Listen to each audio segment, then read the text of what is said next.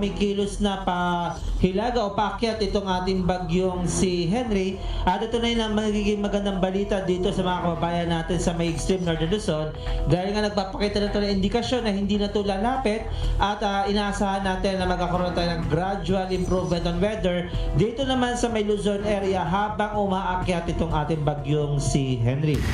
As far as Henry is concerned, no, ang pinaka-affected lang na area ay itong Batanes and itong Santa Ana, Cagayan. Siya lang yung directly affected nitong bagyo. So since August 31 ay tuloy-tuloy yung ating pagbigay ng mga abiso sa mga LGUs, and so far maganda naman ang mga reports na natatanggap natin.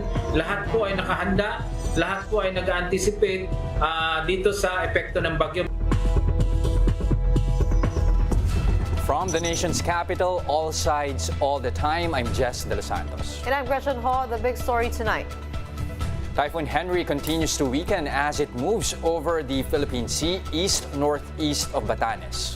However, heavy rain is still battering northern Luzon, even triggering landslides that killed at least one person in Ifugao. Jenny Dongon with the big story.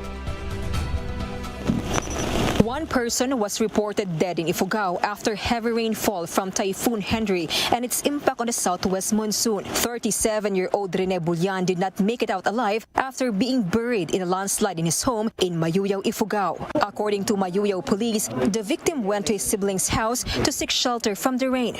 Huminto siya dito sa bahay ng kapatid niya, pero yung bahay na yun is abandoned na yun.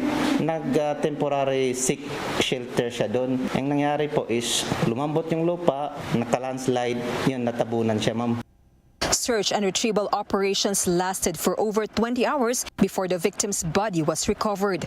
Another house was also affected by the landslide. There were no other reported casualties so far aside from Bulyan.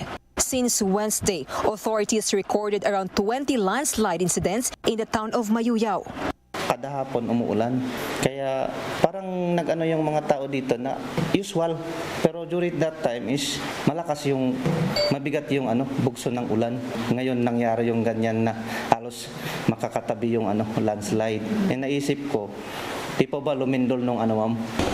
Meanwhile, in Mountain Province, huge rocks fell on the side of the road after continuous rain. Authorities have started to clear the area.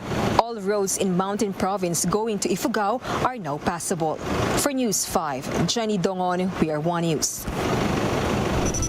Batanes is still under tropical cyclone wind signal number 2. To give us more updates on the situation on the ground, we have with us via Zoom Cesar Roldan Esdicul, officer in charge of the Batanes PDRRMO. Welcome to the big story, Cesar. Thank you for joining us. Una sa lahat, kamusta kayo dyan? Kamusta ang lagay ng panahon dyan? Kamusta yung mga kababayan mo? Una, magandang gabi po sa inyong lahat, lahat ng ating mga nanonood. Ngayon po, ang kalagayan namin dito ay kasalukuyan pong nararanasan yung habagat. Dahil ito po ay dala po ito ng bagyong Henry at ang ulan ngayon ay medyo tumila pero ang hangin medyo lumalakas dahil po sa habagat. Okay. Ano po yung mga nagawa nyo na in terms of preparation? Meron na po bang nag-evacuate na mga kababayan natin na wala na doon sa kanilang mga tinitirahan? Nung isang araw po, meron pong nag-volunteer na mag-preemptive evacuation dahil medyo hindi po stable ang kanilang maganda yung bahay. So, nasa evacuation center po sila, isang pamilya na 5 miyembro po ang kasama nila doon. Yun lang po. Cesar, are we looking at the possibility of any flooding or landslides in the area? And at the same time, are there reports already of any damages to property? As of now, with the continuous monitoring with MDRMOs, wala po tayong report ng flooding. At the same time, bihira po ang mag-flooding dito sa amin dahil terrain po ang ating mga coastal communities, so wala pong reported. Ito, nakikita na nga natin na malakas-lakas na yung ulan sa Batanes. Sir Cesar, alam po natin na ang Batanes, iba't ibang islands po yan. Meron po tayo yung Sabtang, yung Itbayat. Kamusta naman po yung lagay po doon sa medyo mas malayo sa town proper? Kanina po kausap ko yung MDRMO ng Itbayat. Sa ngayon, okay naman po lahat ng lifelines, okay naman po doon. At wala naman pong reported na incident or any untoward incident dahil po sa bagyong Henry. Sila po ay safe po doon. So sa ngayon ho ba, Cesar, meron ang LGU, ang probinsya ng Batanes, meron ba kayong any needs na kailangan punan because of this weather disturbance? Sa ngayon po dahil wala pang reported, ang sinisiguro namin na kakailanganin dito is masisira po kasi ng hanging habagat ang aming mga pananim na gulay na siya pong laging unang natatamaan. Kaya po medyo mararanasan namin ito dahil ang dami pa naman naming tanim ngayon na gulay at biglang magkaroon ng habagat. So yun po yung inaasahan natin agad na maging epekto sa atin. Bagamat bukas magmi-meeting pa kami, malalaman namin kung ano po ang mga report. But as of now, wala pa pong reported na damages. Kaya alam po natin na medyo sanay na po kayo sa ulan dyan dahil bilang lagi po kayong dinadaanan ng bagyo. Pero ano po yung pinaka-binabantayan po natin dito kay Henry PH? Una po yung binabantayan natin kung magkaroon pa ng malakas na hangin. Pero sa ngayon po ay humina na. Dahil kadalasan po ang unang inaalala natin itong mga bahay na gawa sa light materials. Bagamat nagbigay po kami ng tulong na at least kahit papaano maitali ang mga bubong at patuloy po yung impormasyon na binibigay sa amin, yan po ang aming isa sa binabantayan. At pangalawa, yun pong rain-induced landslide namin along the highway dahil katabi po ng dagat ang aming kalsada. So medyo delikado pagka hindi po natin pabantayan ng husto. Alright, maraming salamat. Mag-ingat po kayo dyan at sana patuloy na humina yung hangin at yung ulan. Thank you so much, Cesar Roldan, SD Cool, OIC of Batanes PDRRMO. Now, after the break, we'll be speaking with Senator Raffy Tulfo to discuss his push for more aggressive measures against abusive employers of OFWs. That, when the big story returns, keep it here on One News.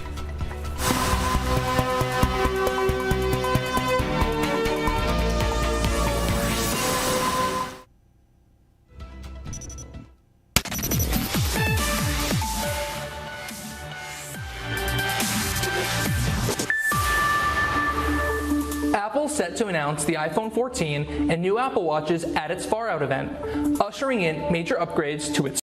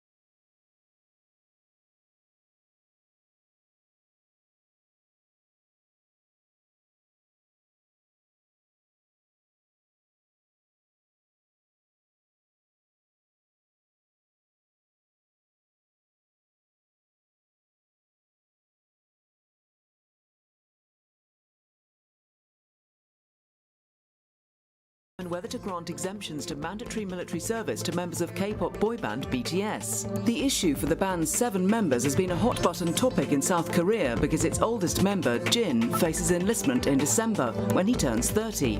By law, all able-bodied men in South Korea must serve 18 to 21 months in the military. Avril Lavigne received a star on the Hollywood Walk of Fame Wednesday. The Grammy-nominated singer-songwriter was introduced by fellow recording artists and longtime collaborators Machine Gun Kelly and John Feldman, lead singer of Goldfinger. This is Lizzie Knight with AP.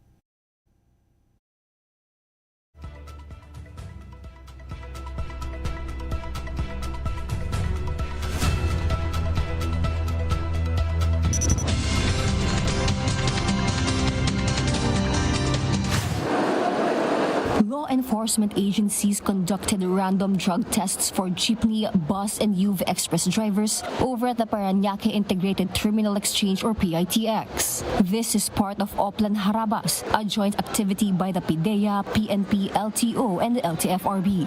Despite the inconvenience, drivers welcomed the initiative. Okay lang po para malaman kung sino yung gumagamit.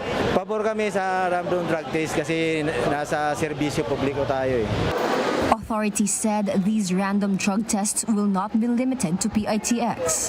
9 drivers have since tested positive and will now face criminal charges and have their license confiscated. We will endorse them to the nearest local government unit na nangangasiwa pwede mangasiwa sa kanilang rehabilitasyon or reformation program. Meanwhile, Manila Police District Director Brigadier General Andre Dizon visited some of the city's police community precincts. Dizon said the purpose of his rotation is to ensure work is being done and that the police visibility is increased during the Burr months. Hindi lang po yung panahon ng Pasko, Undas, bagkus ito rin po yung panahon na madalas yung mayroong masamang panahon. So bilang mga polis, kahit ano po ang sitwasyon na nandyan sa aming harapan, ito po ay aming gagampanan. For News 5, Justine Punsalang, we are One News. Now, Senator Raffy Tulfo has urged the Migrant Workers Department to be more aggressive in its campaign against abusive employers and recruitment agencies. Tulfo suggested that the DMW must screen prospective employers and agencies amid reports of OFWs suffering from mental disorders and victimized by blacklisted recruitment agencies. Tulfo likewise reiterated the need to establish an effective monitoring system by the Migrant Workers Office in different countries. For their part, Secretary Toots Ople acknowledged problems and the gaps in the system, saying that Tulfo's chairmanship of the committee could help with their system reform agenda. Now, here to discuss his plans to address abusive employers and more, we have with us Senator Raffy Tulfo. He is joining us live via Zoom. Good evening and welcome to The Big Story, Senator Tulfo. Idol, thank you for joining us.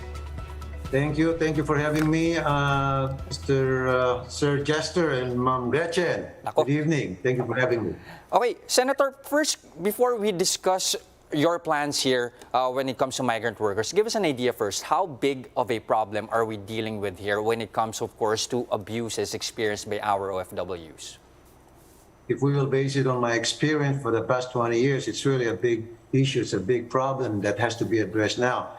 And as far as I'm concerned, it has to be addressed right now, right here, especially now. Ako na po yung committee chairman ng migrant workers. I'll make sure na kung hindi man totally ma-eradicate, at least mabawasan ng malaki itong nangyaring pang-abuso sa ating mga migrant workers. Senator, you mentioned tougher screening for companies and employers. What exactly does this mean? Does it mean more requirements? And what can be done in terms of being able to screen out those abusive companies? You're right, Ms. Gretchen. We're just trying to put a system in place to ensure that our OFWs, when they get to their assignments, they're not going to be prone to abuses.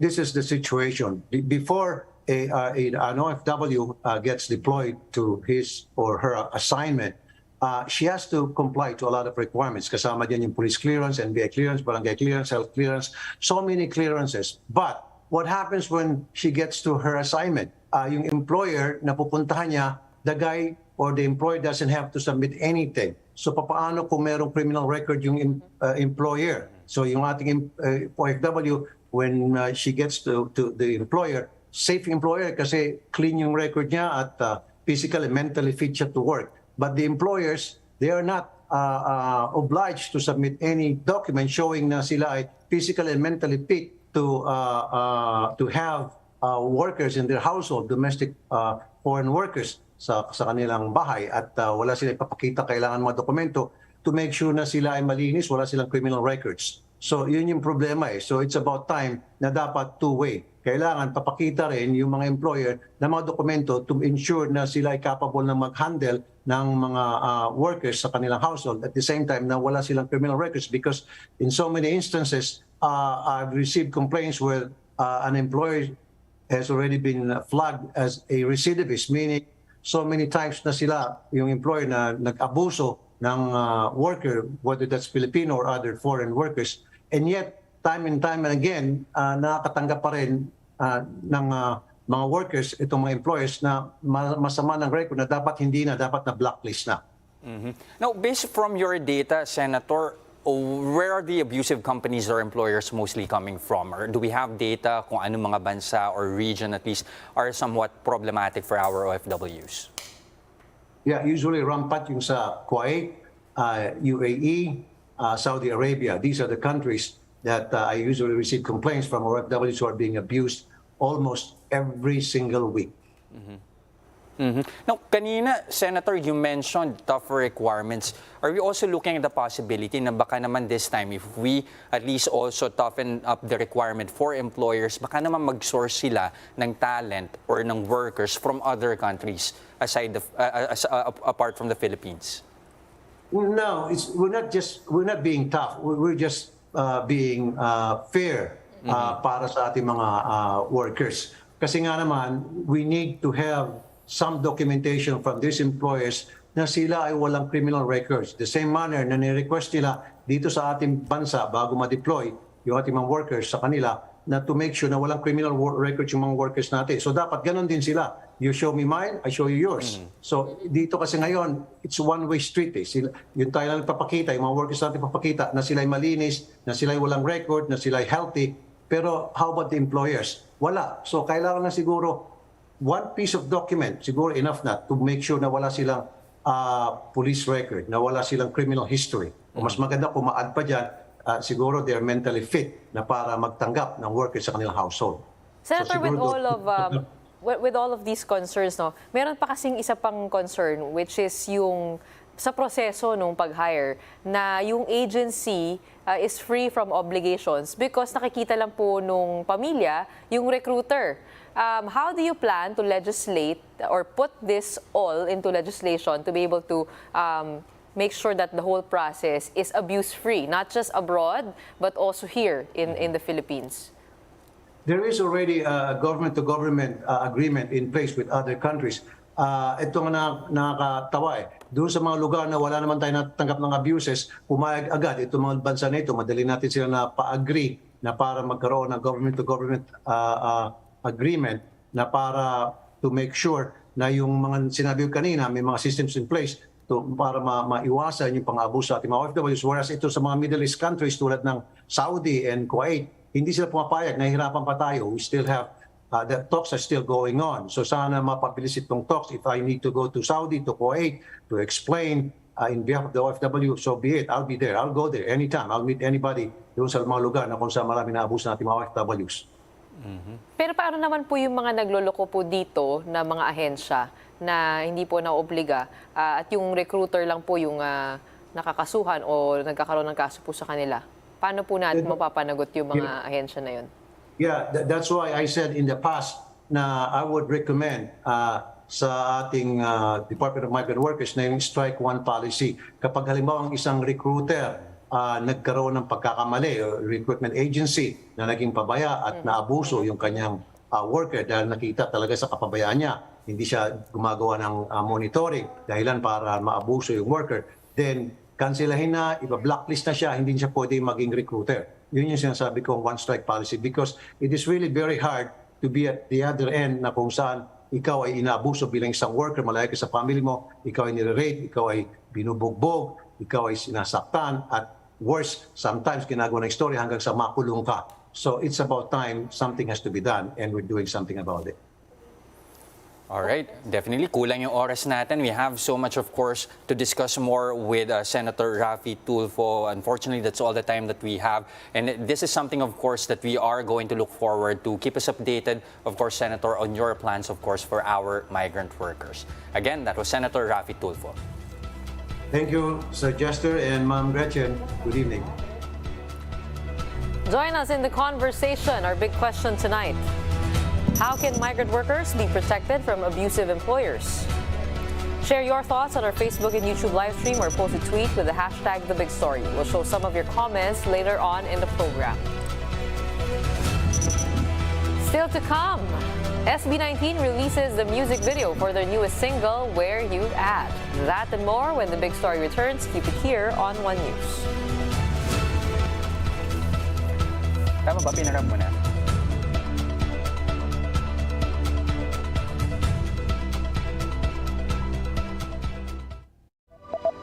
Noah Baumbach's White Noise opened the 79th Venice International Film Festival Wednesday, where it's among the films playing in competition.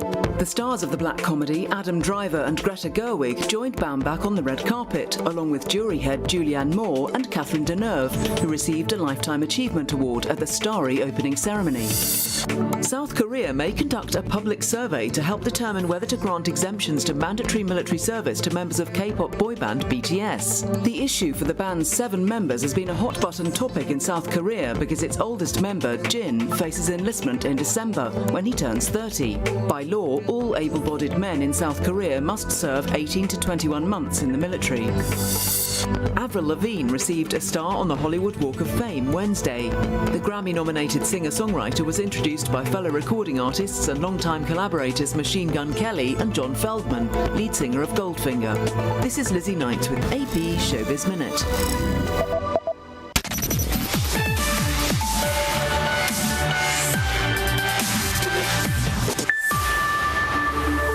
Apple set to announce the iPhone 14 and new Apple Watches at its Far Out event, ushering in major upgrades to its smartphone and smartwatch lines ahead of a very important holiday shopping season. The iPhone 14 will continue to come in 4 models, 2 regular and 2 Pro. Both versions will come in 6.1-inch and 6.7-inch sizes and differentiate in terms of performance, screen technology, materials, and cameras. All of the new phones will look similar to the iPhone 13, including aluminum sides on the entry models and stainless steel on the more premium versions. The only real design changes will come to the Pro models. Those phones will see the notch replaced with smaller cutouts for Face ID and the front-facing camera system. The Pro phones will also gain a new 48-megapixel wide-angle camera on the back, in addition to a faster A16 processor. In contrast, the regular phones won't see as significant camera changes and will continue to use the A15 chip from last year's iPhone 13. The iPhone 14 Pro line will also get a new always-on display for lock screen widgets, gaining a standard feature found on many Android devices. For the Apple Watch, Apple's planning a new Apple Watch SE with a faster processor, an Apple Watch Series 8 that looks mostly like the Series 7 but will add a new body temperature sensor, as well as the company's first Apple Watch Pro. The new high-end watch will add a bigger display, better battery life, and a new design complete with a rugged aluminum case. I'm Mark Gurman. This is Power On. We may be just 2 years away from the next big explosion in Bitcoin prices.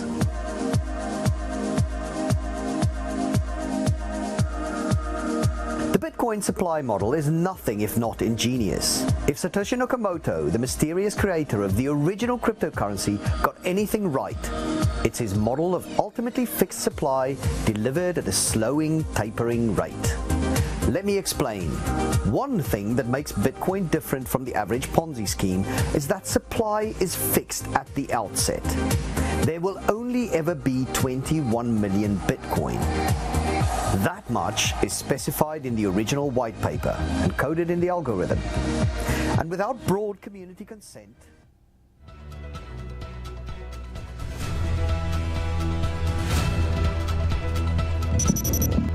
The Office of the City Prosecutor of Taguig has filed a rape case against TV host Vhong Navarro following the 2014 incident with model stylist Denise Cornejo. Prosecutors accuse Navarro of raping Cornejo by using, quote, force, threat, and intimidation by purposely intoxicating the victim 8 years ago. But the Taguig City RDC ordered a delay in the raffling of the case until the resolution of Navarro's appeal before the Court of Appeals. Recall that the Justice Department earlier dismissed the accusations due to lack of probable cause. However, Denise Cornejo's camp insists the case must be raffled to a judge as soon as possible.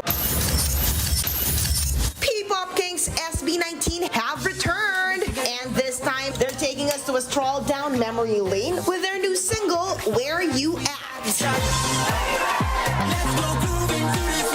Where You At dropped alongside a retro-themed music video featuring the creative direction of SB19's member Justin. The single comes after the group's year-long hiatus and ahead of their kickoff concert at the Araneta Coliseum on September 13. For News 5, MJ Marfori, we are One News.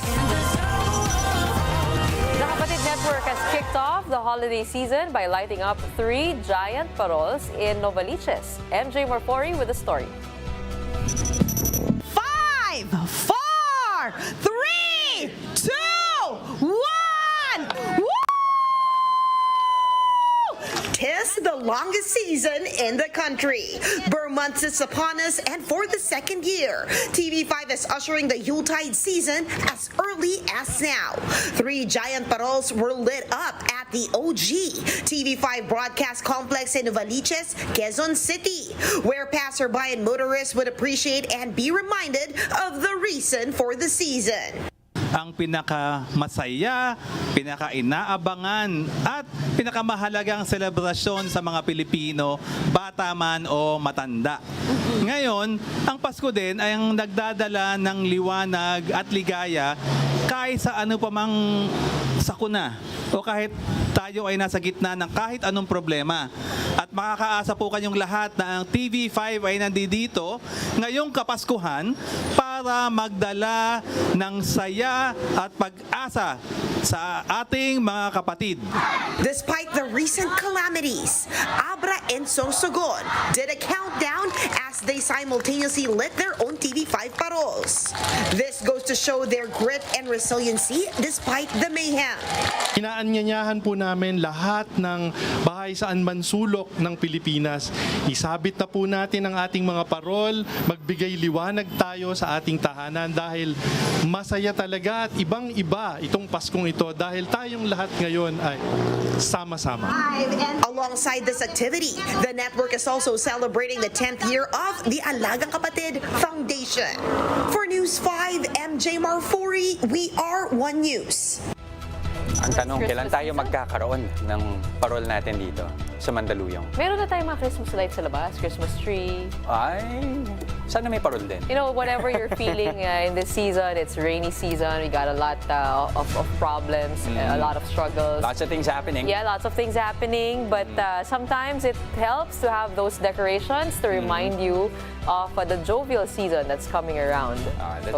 There's still a reason to celebrate. You can work the other way around. You don't need to feel it to be led to it. And that's the big story tonight. For more updates, follow News 5, the Philippine Star, and Business World online. You may also log on to onenews.ph for more in-depth analysis. I'm Jess De Los Santos. The big story is also available via Signal Play app. Make a free account now at signalplay.com and stream One News anytime, anywhere. I'm Gretchen Hall. Mask on, wash hands, and stay safe, Philippines. We are One News, all sides, all the time.